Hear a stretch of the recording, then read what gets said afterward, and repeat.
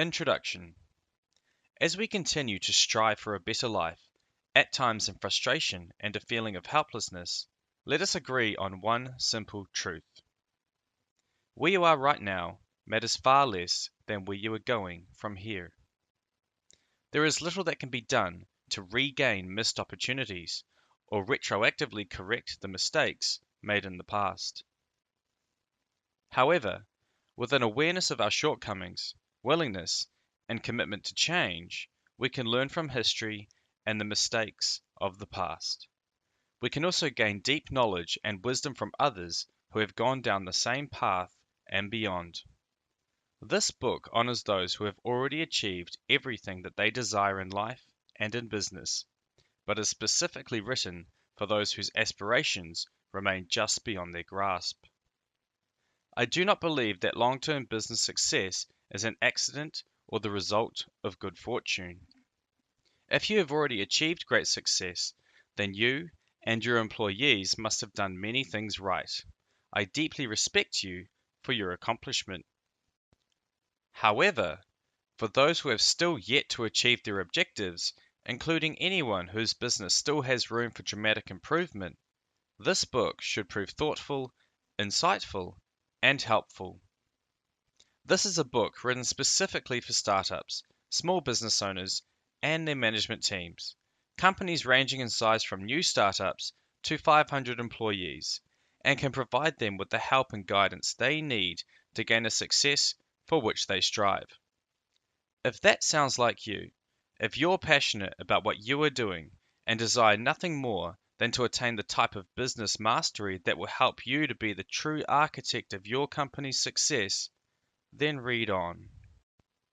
Furthermore, since employees are one of the key pillars of business success, this book is also written with them in mind.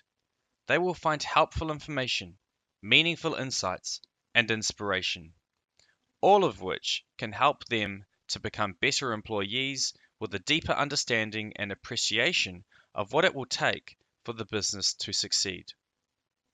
As a result, they will have ample opportunities to contribute to the success of the business, thereby making it easier for them to align themselves with the company's mission, goals, and objectives. Ultimately, this will help employees enjoy greater success in their careers. Additionally, I have made a persuasive case to replace the much disliked traditional employee performance review with mutual goals review that is significantly more rewarding and collaborative in promoting employees' career advancement than a subjective grading of employee weaknesses. It serves the mutual interest of both the company and the employees with a unified purpose of fulfilling the company's goals, mission, and the ultimate vision. I want you to take a moment and envision yourself either designing or redesigning your company. As you do so, imagine that you are creating a complete and functioning system with a multitude of subsystems and component parts. Now imagine that this system you are creating is somehow disordered to the point where some of those components are no longer working properly, causing those subsystems to fail to work in harmony with one another.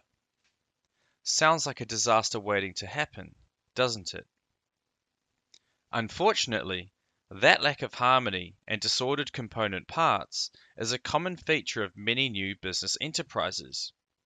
All too often, even the most energetic entrepreneurs fail to give enough attention to the finer details of a company's design before they launch their business venture. In order for that imagined system to operate as it should, every component has to work as designed in unison with every other component, each fulfilling its essential role within the various subsystems that make up the whole of your operation. They must be unified in purpose, efficient, and capable of performing at optimal levels on a consistent basis. When you have a company that can achieve those standards, then you have a company that can achieve almost any goal. Ideally, your goal is to create the type of company that is almost impossible for your competitors to fully replicate. The thing is, though, is that you cannot do it all by yourself. Yes, it all has to start with you, but at some point you'll have to begin to rely on a team to help you achieve your vision. Ultimately, that new team will end up being one of the most important factors in determining just how successful your new enterprise will be. While it is clearly important for any team to strive for the ultimate success of a business venture, there are far too many instances where even the best teams fail to follow through on the company's vision. Entrepreneurs routinely start out with great visions and expectations, and then find out that everything seems to unravel on them within just a few short years, if not earlier. The question is why? Why do even the most visionary entrepreneurs often find their best and brightest ideas failing to gain traction in the marketplace? In some unfortunate cases, successful and established companies took a sudden turn for the worst and failed. Why do so many businesses fail so early? More importantly, what steps can you take now to ensure that you're not just another one of those statistics? This book's purpose is to answer that question and many more, while helping you develop a new way of approaching your own quest for business success. If there is one fact that is crystal clear, it is that your vision will be central to everything you do from this point forward. To succeed, you must start with a clear and coherent vision for your business, and you must be passionate about it. That vision, however, is not your mission. It is instead the ultimate goal that guides the strategic decision making that you employ to reach your objectives. Do you have that vision yet? It's fine if you don't yet have that perfect clarity, as long as you know that you're not fully there. Problems occur when people think that they have a vision, but later find out that they began without any real sense of the bigger picture. Too often, they discover much too late that what they had were just short-term objectives and a sense of a mission, but no overriding vision to help them get to where they needed to be to achieve their ultimate goals. In other words, many entrepreneurs simply start out focusing on the wrong elements of the success equation and then end up wondering why their plans fail. Start with your vision, and that will provide the destination that you are ultimately trying to reach. From there, you work on establishing initial objectives and goals that you want to achieve. Then you develop the winning strategies that can offer you the best opportunity to reaching those goals. Subsequently, you learn to master the art of flawless execution of your winning strategies. Notice, if you will, that none of the team members we mentioned earlier are even a consideration at this point in the process. There's a good reason for that. You have to create the vision, mission, and short-term goals for your company before you even think about recruiting help. Those elements have to be firmly in your mind, or better yet, documented so that you have something to which to hold yourself accountable before you ever make that first critical hire. Only when you are done establishing your vision, mission, goals, and strategies can you actually begin to build a team. At that point, you will have to find the type of competent people that you believe are most likely to buy into your business philosophy and mindset. You need people who are capable of being inspired by your exceptional leadership style and strategic vision, as that is the only way to ensure that they are in turn capable of helping you create the type of business culture that your enterprise needs for success.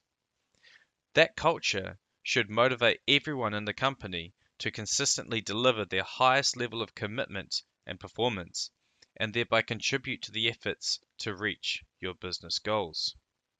Once you reach that point, you will have created a system that basically channels the mindset of its leader even when your attention is elsewhere. You will have designed a system for effectively cloning yourself.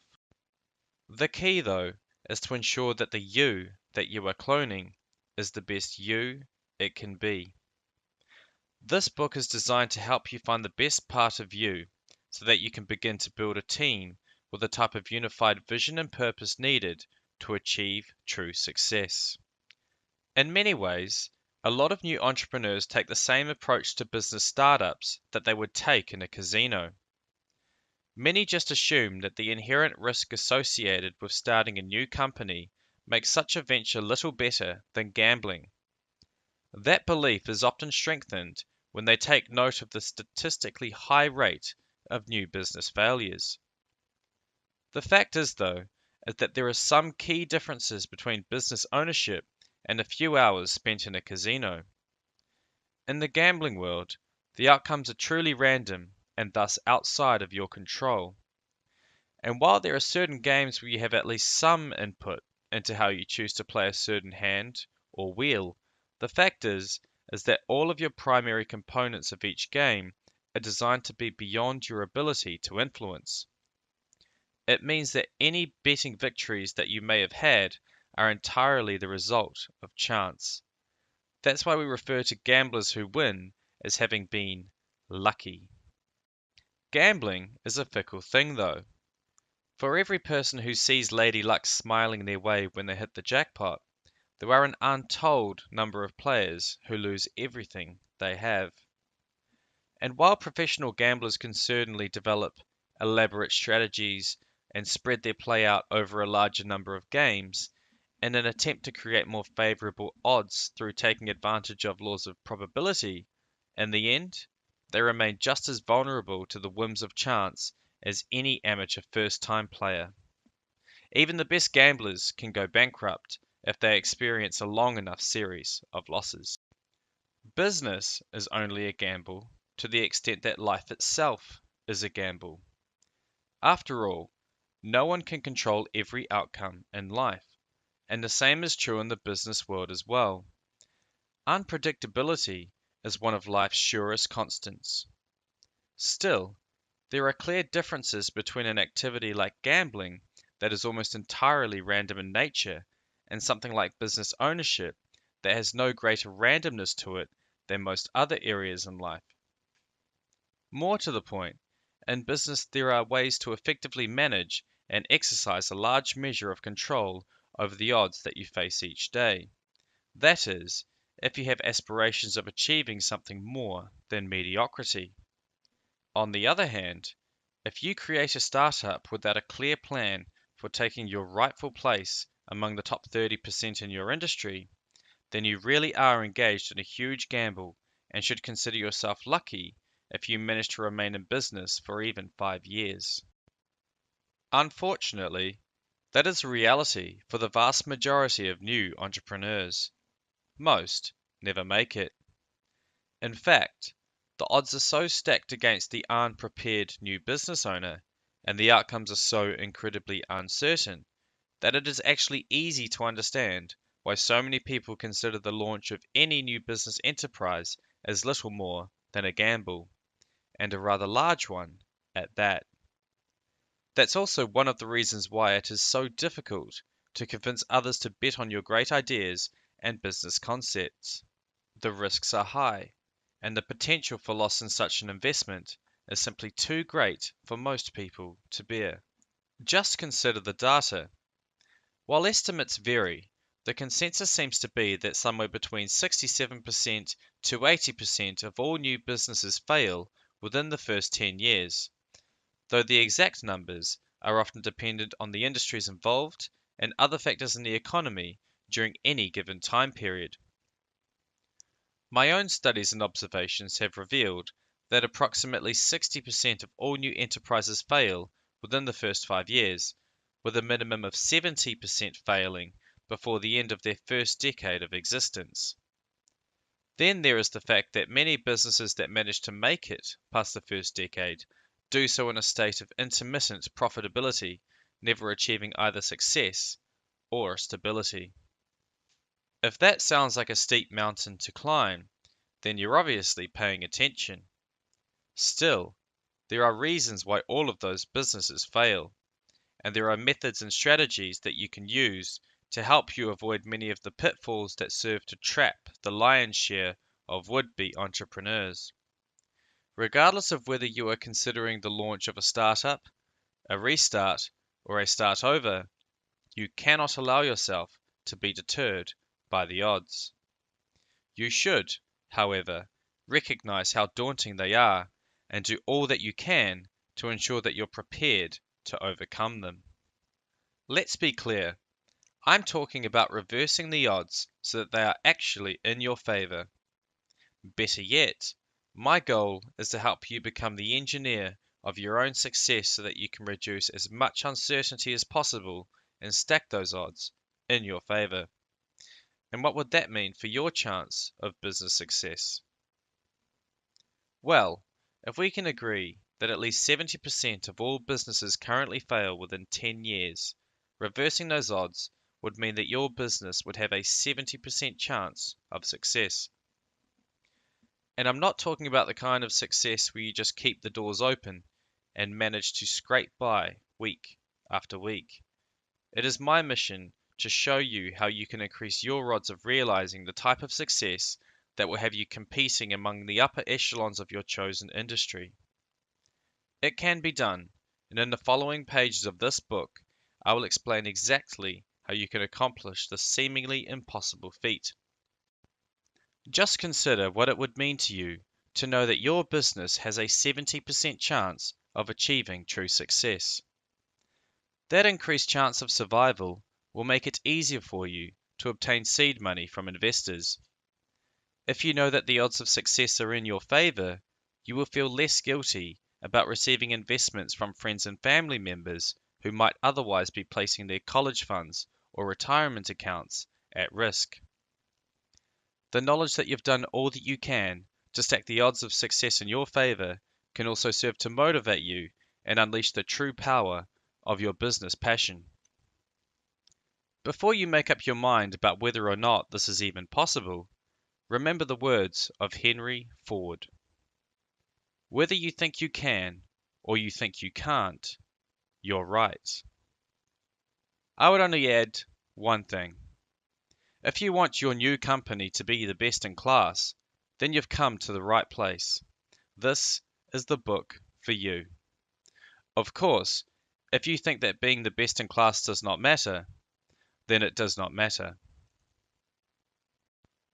No company ever becomes the best in class by accident. You have to position your business to achieve that status, and that is a mission of such size and scope that you simply cannot accomplish it without implementing winning strategies. All of this represents the type of serious commitment that will require the utmost focus, discipline, patience, persistence, tenacity, and leadership skills if you are to be successful. And yes, those are the principles and traits that Jim Collins identified in his book, Good to Great.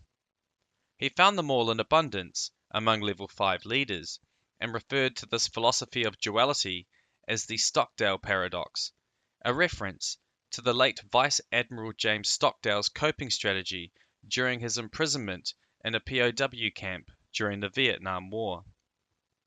Stockdale had described the mental state that it took to survive the camps as one that recognized the importance of acknowledging your current challenges while still maintaining the focus, discipline, patience, persistence, and tenacity needed to maintain faith in your own vision for success.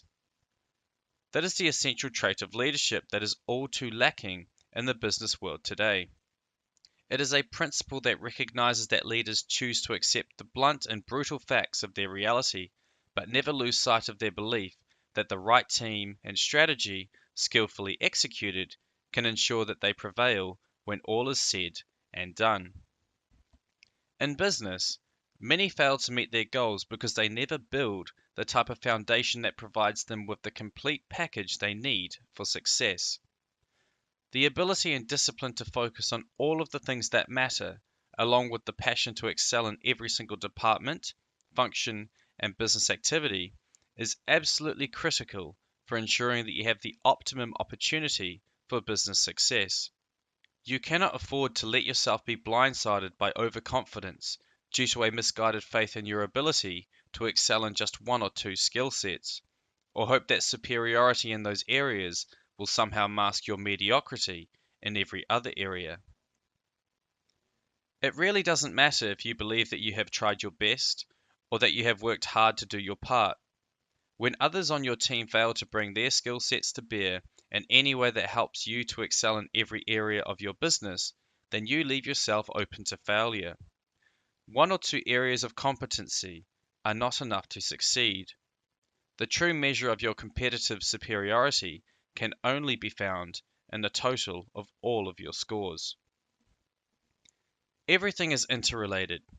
It might seem as though poor performance in one area of your business is isolated to that function, but that is simply not the case. Poor performance in one aspect of your business degrades performance everywhere else. It means that when you are weak in certain areas of your company's operations, your scores are not only lower in those areas, but they impact the scores of other areas as well. Ultimately, that causes your overall business performance score to suffer. Remember, your business is a complete system. Every subsystem within your company either helps or harms every other subsystem. All of those components or subsystems have an impact on the output and performance on every business function and the business as a whole. When there is a weakness in any area, the business is weaker than it should be. Components that fail to perform at peak levels tend to bring down the performance of other components, and the overall impact is magnified in proportion to the total number of interdependent parts at work within the system. Moreover, the more complex the system is, the more impact each individual component has on the entirety of the company.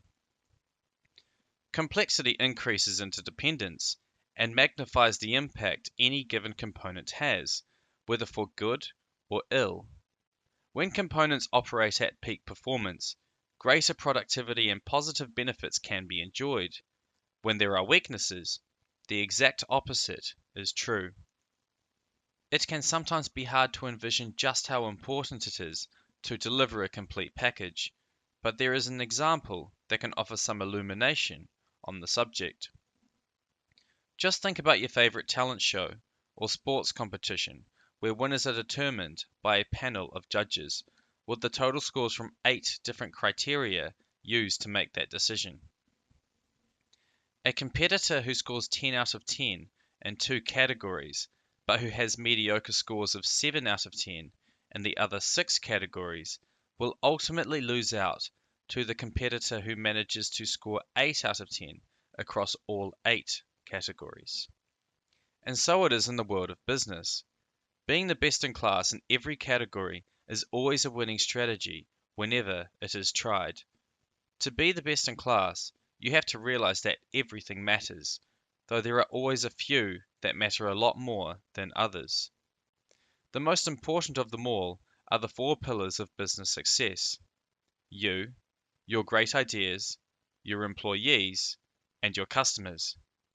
Focus on them to improve your odds of business success.